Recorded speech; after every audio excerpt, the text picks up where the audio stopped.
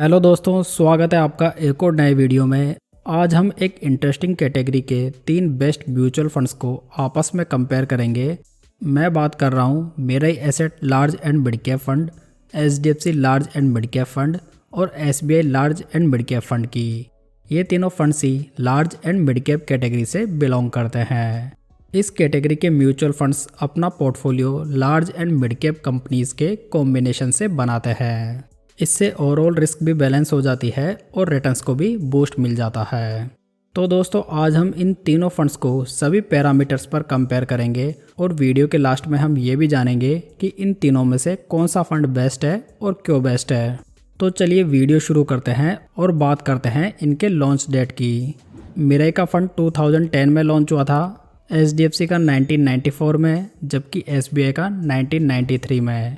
मतलब कि तीनों फंड्स काफ़ी पुराने फंड्स हैं और तीनों फंड्स में न्यू फंड एज रिस्क मौजूद नहीं है। तीनों फंड्स का benchmark index Nifty large mid cap 250 TRI है। तीनों फंड्स का अगर लेटेस्ट AUM देखें तो ये मिराई का लगभग 37,000 करोड़ रुपीज़ है, एचडीएफसी का 21,000 करोड़ रुपीज़, जबकि एसबीआई का लगभग 25,000 करोड़ का AUM है। तो यहाँ पर इन तीनों फंड्स का AUM अच्छा खासा है, जिससे कि इनमें कोई भी लिक्विडिटी का इशू नहीं होगा। डायरेक्ट प्लान के एक्सपेंस रेशो को देखें तो ये मिराई का 0.58% है, एचडीएफसी का 0.83%, जबकि एसबीआई का 0.72% है। तो यहाँ पर आपको मिराई का फंड सबसे चीपेस्ट पड़ेगा। फंड मैनेजर्स की बात करें तो मिराई को 2013 से मिस्टर नीलेश सुराना और 2019 से मिस्टर अंकित जैन मैनेज कर रहे हैं, जबकि एचडीएफसी को 2020 से मिस्टर गोपाल अग्रवाल मैनेज कर रहे हैं, जबकि एसबीआई को 2016 से मिस्टर सौरभ पंत हैंडल कर रहे हैं। तो यहाँ पर तीनों फंड्स के फंड मैनेजर ही काफ़ी पुराने और वेल एक्सपीरियंस्ड फंड मैनेजर्स हैं। सो इन तीनों फंड्स में फंड मैनेजर रिलेटेड कोई भी इशू नहीं है। तो चलिए इन तीनों फंड्स को रिटर्न्स के बेसिस पर वैल्यू करते हैं। यदि इन तीनों फंड्स में 5,000 रुपये की मंथली SIP 10 साल पहले शुरू की गई होती तो आज टोटल इन्वेस्टमेंट 6 लाख रुपए का होता, जिसकी करंट वैल्यू मिराई में 19.18 लाख रुपीज़ होती, एचडीएफसी में 17.83 लाख रुपीज़, जबकि एसबीआई में 16.95 लाख रुपीज़ होती। तो यहाँ पर SIP के मामले में मिराई के रिटर्न्स सबसे बेस्ट हैं, जबकि सेकंड बेस्ट रिटर्न्स एचडीएफसी के हैं। वहीं सेम पीरियड 10 सालों के लिए यदि 1 लाख रुपए का लमसम इन्वेस्टमेंट किया गया होता तो आज की डेट में इसकी मैच्योरिटी वैल्यू मिराई में 7.69 लाख रुपीज़ होती, एचडीएफसी में 4.38 लाख रुपीज़, जबकि एसबीआई में 5.27 लाख रुपीज़। तो यहाँ पर लमसम के मामले में Mirae asset large and mid cap fund clear winner नज़र आ रहा है, जबकि लमसम रिटर्न्स के मामले में एचडीएफसी के रिटर्न्स सबसे वर्स्ट रहे हैं। अगर तीनों फंड्स के एनुअलाइज रिटर्न्स पर नज़र डालें तो लास्ट 10 ईयर्स में मिराई के रिटर्न्स 22.56% है, एचडीएफसी के 15.81%, जबकि एसबीआई के 17.95% है।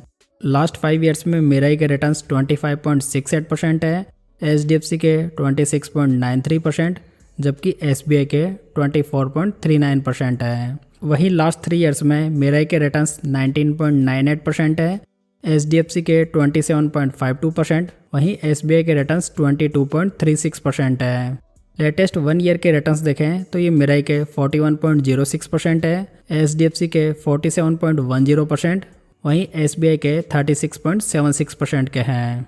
दोस्तों, यहाँ पर लास्ट 10 ईयर्स में मिराई एसेट ने large and mid cap category में फर्स्ट रैंक अचीव की है। साथ ही साथ मिराई एसेट के रिटर्न्स भी सबसे ज़्यादा कंसिस्टेंट रहे हैं। वहीं देखा जाए तो एचडीएफसी का फंड ओवरऑल पीछे रहा है, हालांकि लास्ट 5 ईयर्स में इसने अच्छी ग्रोथ दिखाई है और सबसे बढ़िया रिटर्न्स बना कर दिए हैं। वहीं इन तीनों फंड्स में एसबीआई के रिटर्न्स सेकंड मोस्ट कंसिस्टेंट रहे हैं।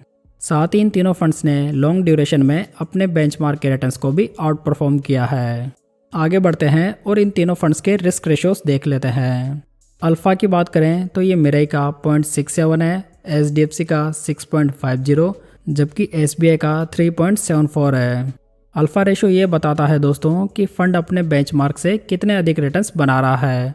तो यहाँ पर लास्ट 3 ईयर्स के एवरेज रिस्क रेशियोज के बेसिस पर मिराई का फंड सबसे लोएस्ट अल्फा जनरेट कर रहा है। बीटा की बात करें तो ये मिराई का 0.91 है, एचडीएफसी का 0.95 है, जबकि एसबीआई का 0.83 है। बीटा रेशियो जो होता है वो ये बताता है कि फंड कितना वॉलेटाइल है। तो यहाँ पर इन तीनों फंड्स में SBI का फंड सबसे लोएस्ट वोलेटाइल है। शार्प रेशो देखें तो ये मिराई का 1.08 है, HDFC का 1.49 जबकि SBI का 1.27 है। शार्प रेशो ये बताता है कि फंड कितने रिस्क एडजस्टेड रिटर्न्स बनाकर दे रहा है।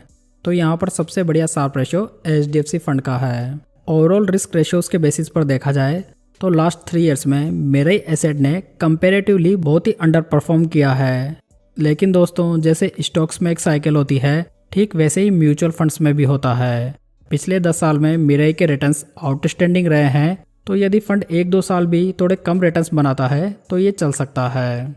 आगे बढ़ते हैं और इन तीनों फंड्स का पोर्टफोलियो देख लेते हैं। मिराई के पोर्टफोलियो में 9 सेक्टर्स के 87 स्टॉक्स मौजूद है, HDFC में 9 सेक्टर्स के 190 स्टॉक्स हैं, जबकि SBI में 8 सेक्टर्स के 84 स्टॉक्स अवेलेबल हैं। टॉप 10 स्टॉक्स में वेटेज को देखें तो ये मिराई का 28.76% है, HDFC का 22.42%, जबकि SBI का 32.61% है।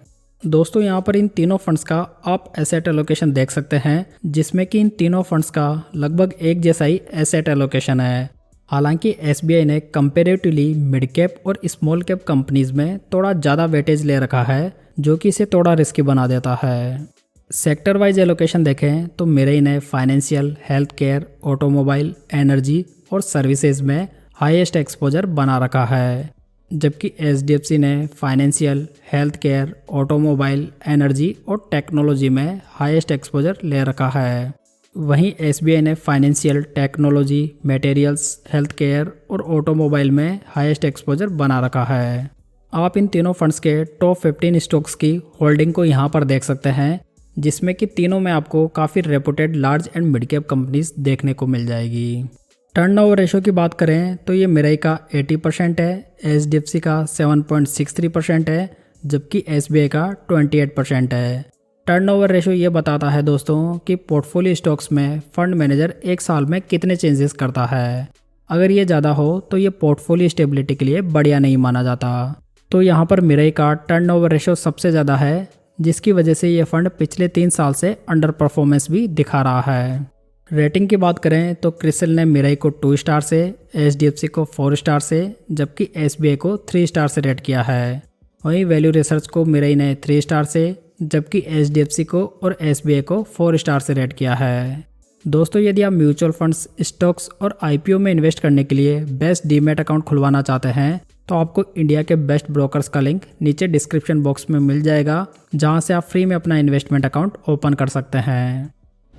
वैसे पिछले 10 सालों में मिराई एसेट का फंड सबसे बेस्ट फंड रहा है, लेकिन ये फंड पिछले 3 साल से अपने बेंचमार्क के रिटर्न्स को भी बीट नहीं कर पा रहा है, जो कि इसे फ्रेश इन्वेस्टमेंट की कैटेगरी से एक्सक्लूड कर देता है। हालांकि जो निवेशक इस फंड में पहले से इन्वेस्टेड हैं और प्रॉफिट में है, वो इस फंड को थोड़ा और समय दे सकते हैं और फिर 1-2 साल बाद में अपने इन्वेस्टमेंट को फिर से रिव्यू कर सकते हैं। वैसे इस फंड के रिटर्न्स इतने भी खराब नहीं है, सो इसे कंटिन्यू तो किया जा सकता है। वहीं दूसरी ओर SBI का फंड भी बढ़िया परफॉर्म कर रहा है, साथ ही ये फंड तीनों फंड्स में लोएस्ट वोलेटाइल भी है, सो थोड़ी कम रिस्क उठाने वालों के लिए ये फंड बढ़िया चॉइस बन जाता है। जबकि HDFC large and mid cap fund अभी के समय सबसे बढ़िया चॉइस बन जाता है, क्योंकि इस फंड का पोर्टफोलियो मोस्ट स्टेबल है और अभी के समय अच्छा भी कर रहा है।